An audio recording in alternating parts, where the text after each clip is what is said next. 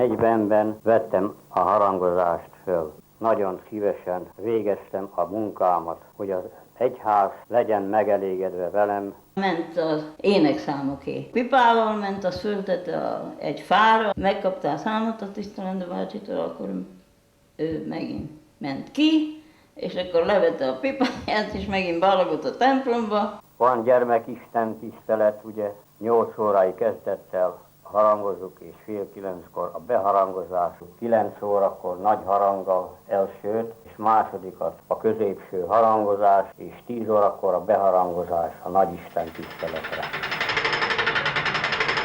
Akkoriban a nagyapa szokta fölhúzni azt az órát. Mert hát azért azt kezelni is kellett, vagy valami, de tisztelendő bácsi segítségével, mert a tisztelendő úr az jobban értett hozzá.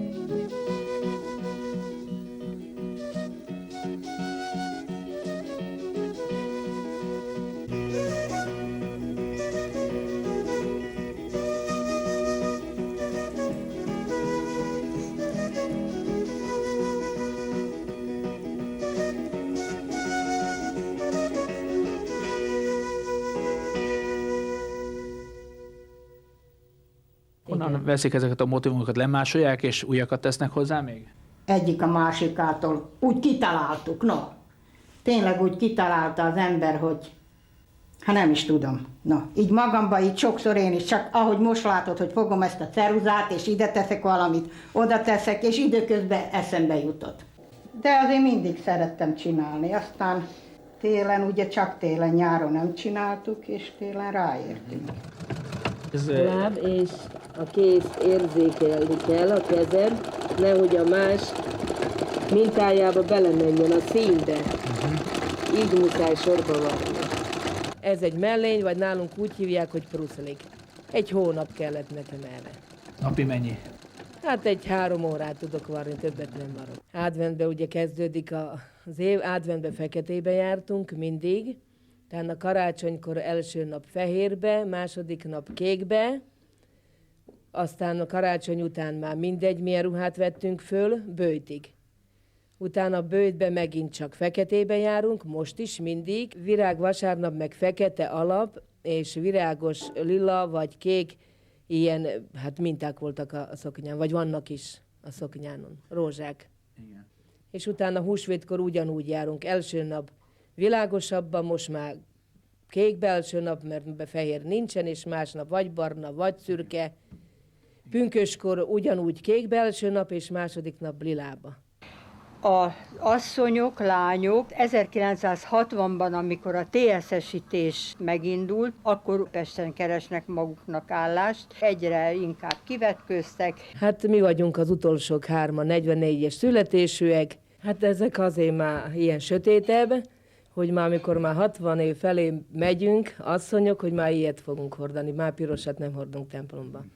1968-ban volt az utolsó nagytarcsai ruhás mennyasszony, aki a templomunkban esküdött.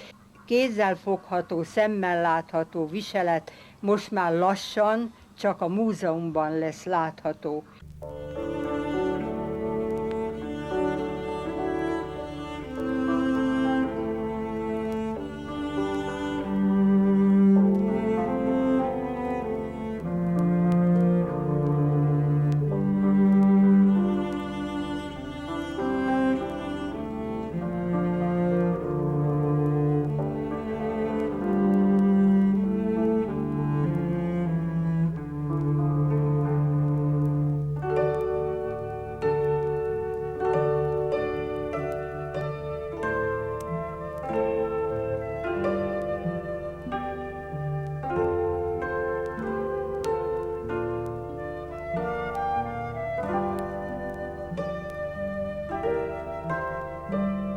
Új kőkortól kezdve a legújabb korig minden történeti korról, a falu területéről a régészeti ásatások bizonyítják, hogy itt élet volt rézkorban, a bronzkorban, a szkítakorban, a szkítakorban pedig egy csodálatos régészeti emlék, a szkíta csörgők és csengők együttese került elő, ami a Közép-Európában egyedülálló is. A népvándorlás korából a szarmaták, majd a honfoglaló magyarok települtek. Tudnék, egy régészeti emlék, egy magyar köznépi temető került elő, és annak az ásatása során a régészek megállapították, hogy az 10. század első feléből való.